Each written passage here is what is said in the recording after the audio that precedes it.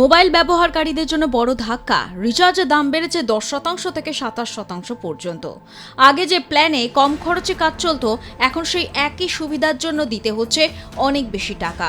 প্রশ্ন উঠছে, কেন এই হঠাৎ দাম বৃদ্ধি, আর এর প্রভাব কতটা পড়ছে সাধারণ মানুষের পকেটে?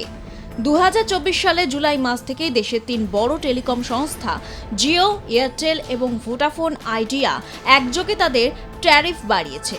উদাহরণ হিসেবে ধরা যাক, আগে 28 দিনে 1.5 GB ডেটা প্ল্যান যেখানে ছিল 239 টাকা, সেটা এখন প্রায় 299 টাকা। আবার 2 GB ডেটা প্ল্যানের ক্ষেত্রে খরচ আরও বেড়ে 349 টাকা পর্যন্ত পৌঁছেছে। অর্থাৎ একই পরিষেবার জন্য এখন বাড়তি 50 থেকে 100 টাকা গুনতে হচ্ছে। এই দাম বাড়ানোর পেছনে প্রধান কারণ কি? প্রথমত, টেলিকম কোম্পানিগুলো এখন 5G পরিষেবার বিশাল বিনিয়োগ করছে। এই নেটওয়ার্ক তৈরি করা অত্যন্ত ব্যয়বহুল। সেই খরচ তুলতে গিয়েই তারা গ্রাহকদের ওপর চাপ বাড়াচ্ছে। দ্বিতীয়ত, কোম্পানিগুলোর লক্ষ্য এখন ARPU বা প্রতি ব্যবহারকারীর গড় আয় বাড়ানো। সহজ ভাষায়, কম গ্রাহক থেকেও বেশি আয় করতে চায় তারা। তৃতীয়ত, বাজারে প্রতিযোগিতা এখন অনেক কমে গেছে। আগে যেখানে একাধিক সংস্থা ছিল, এখন মূলত 2 থেকে 3টি বড় সংস্থা বাজার নিয়ন্ত্রণ করছে। ফলে দাম বাড়ানো তাদের পক্ষে সহজ হয়েছে। এই মূল্যবৃদ্ধির সবচেয়ে বড় প্রভাব পড়েছে প্রিপেইড ব্যবহারকারীদের ওপর। যারা মাসে মাসে ছোট রিচার্জ করতেন, তাদের জন্য খরচ হঠাৎ বেড়ে গেছে। অনেক ক্ষেত্রে দেখা যাচ্ছে কম দামের প্ল্যানগুলো বাজার থেকে সরিয়ে দেওয়া হয়েছে। ফলে গ্রাহকদের বাধ্য হয়ে বেশি দামে প্ল্যান নিতে হচ্ছে। আরও একটি গুরুত্বপূর্ণ পরিবর্তন হয়েছে 5G পরিষেবাকে কেন্দ্র করে। আগে কম দামের প্ল্যানেও 5G ব্যবহার করা যেত, কিন্তু এখন বেশিরভাগ কোম্পানি শর্ত দিয়েছে দিনে অন্তত 2 GB ডেটা প্ল্যান না নিলে 5G সুবিধা পাওয়া যাবে না। ফলে যারা 5G ব্যবহার করতে চান, তাদের আরও বেশি খরচ করতে হচ্ছে। এতে সাধারণ মানুষের দৈনন্দিন খরচ বেড়ে গেছে। মাসিক বাজেটে চাপ পড়ছে। ডেটা ব্যবহার কমাতে বাধ্য হচ্ছেন অনেকেই। গ্রামীণ ও নিম্ন আয়ের ব্যবহারকারীরা বেশি সমস্যায় পড়ছেন। বিশেষ করে যাদের জন্য মোবাইল শুধু যোগাযোগের মাধ্যম নয়, কাজেরও মাধ্যম, তাদের জন্য এই দাম বৃদ্ধি বড় সমস্যা হয়ে দাঁড়িয়েছে। তবে এই পরিস্থিতিতে কিছু উপায় আছে খরচ কমানোর। প্রথমত, নিজের ডেটা ব্যবহার বুঝে প্ল্যান বেছে নেওয়া খুব জরুরি। অনেকেই অপ্রয়োজনীয় বড় প্ল্যান নিয়ে ফেলেন। দ্বিতীয়ত, লং টার্ম বা বার্ষিক রিচার্জ করলে কিছুটা সাশ্রয় হতে পারে। তৃতীয়ত, রিচার্জ করার আগে বিভিন্ন প্ল্যান তুলনা করে নেওয়া দরকার। আগামী দিনে কি হতে পারে? বিশেষজ্ঞরা বলছেন, টেলিকম সেক্টর এখন প্রফিট ফোকাস পর্যায়ে ঢুকেছে। অর্থাৎ আর সস্তা ডেটার যুগ হয়তো শেষের দিকে। ভবিষ্যতে আরও 10 থেকে 20% দাম বাড়ার সম্ভাবনা উড়িয়ে দেওয়া যাচ্ছে না।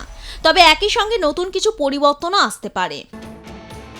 শুধুমাত্র কল ও SMS এর জন্য সস্তা প্ল্যান, ডেটা ব্যবহারকারী অনুযায়ী কাস্টম প্ল্যান, আরও স্বচ্ছ মূল্য নির্ধারণ। সব মিলিয়ে বলা যায়, মোবাইল রিচার্জ এখন আর আগের মতো সস্তা নয়। 5G যুগে ঢুকতে গিয়ে গ্রাহকদেরই বহন করতে হচ্ছে বাড়তি খরচ। শেষ প্রশ্ন, এই দাম বৃদ্ধি কি থামবে, নাকি ভবিষ্যতে আরও বাড়বে? উত্তরটা নির্ভর করছে বাজারে প্রতিযোগিতা, সরকারের নীতি এবং প্রযুক্তির ওপর। তবে আপাতত একটাই বাস্তব, মোবাইল ব্যবহার করতে গেলে এখন একটু বেশি খরচের জন্য প্রস্তুত থাকতেই হবে। ব্যুরো রিপোর্ট, আর প্লাস নিউজ।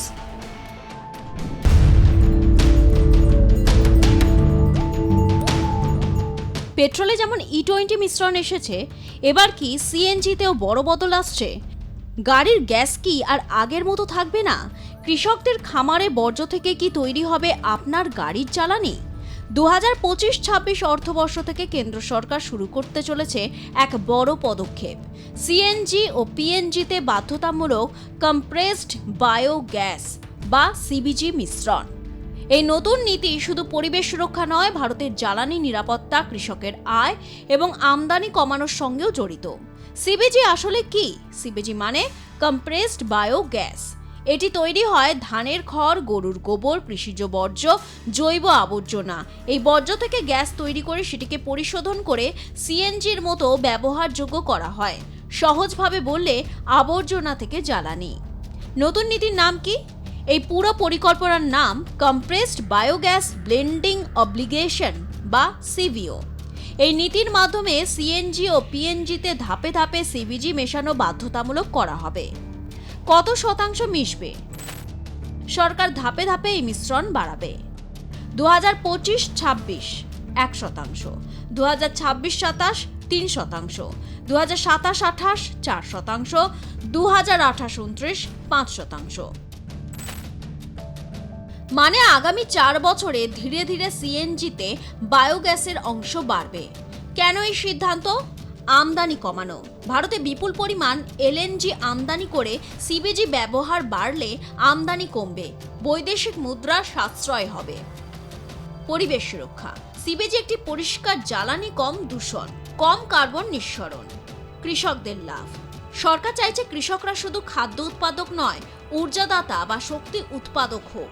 খড় গোবর বিক্রি করে আয়, অতিরিক্ত আয়ের সুযোগ কিভাবে বাস্তবায়ন হবে? সরকার ইতিমধ্যে বড় পরিকল্পনা নিয়েছে। 27 স্কিম। এই প্রকল্পের মাধ্যমে 750টি সিবিজি প্ল্যান্ট তৈরি হবে। মোট বিনিয়োগ প্রায় 37,500 কোটি টাকা। সাবসিডি ও সাহায্য। Ministry of new and renewable energy দিচ্ছে ক্যাপিটাল সাবসিডি, বায়োগ্যাস প্ল্যান্ট স্থাপনের সহায়তা। দাম কি বাড়বে নাকি কমবে? সবচেয়ে গুরুত্বপূর্ণ প্রশ্ন, সিএনজির দাম কি বাড়বে? সরকার বলছে সিবিজি অংশে এক্সাইজ ডিউটি ছাড় দেওয়া হবে, ফলে দাম নিয়ন্ত্রণে থাকতে পারে, ভবিষ্যতে কমতেও পারে। গাড়ির ওপর প্রভাব কি? আপনার সিএনজি গাড়িতে কোনো পরিবর্তন দরকার নেই, কারণ সিবিজি ও সিএনজি প্রায় একই ধরনের জ্বালানি, মানে গাড়ি আগের মতোই চলবে। চ্যালেঞ্জ কোথায়? সবকিছু এত সহজ নয়। এখনো পর্যাপ্ত সিবিজি উৎপাদন হয় না, সব জায়গায় প্ল্যান্ট নেই। কৃষিজ বর্জ্য সংগ্রহ বড় চ্যালেঞ্জ।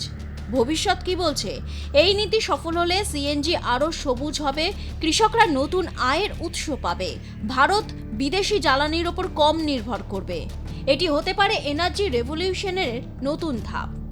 সিবিজি মিশ্রণ নীতি শুধু একটি জ্বালানি পরিবর্তন নয়, এটি পরিবেশ, অর্থনীতি, কৃষি এই তিনটিকেই একসাথে বদলানোর চেষ্টা। আগামী দিনে আপনার গাড়ির গ্যাসে গ্রামের শক্তি থাকবে, আবর্জনা থেকে তৈরি জ্বালানিই হতে পারে ভবিষ্যতের বড় সমাধান। ব্যুরো রিপোর্ট, আর প্লাস নিউজ।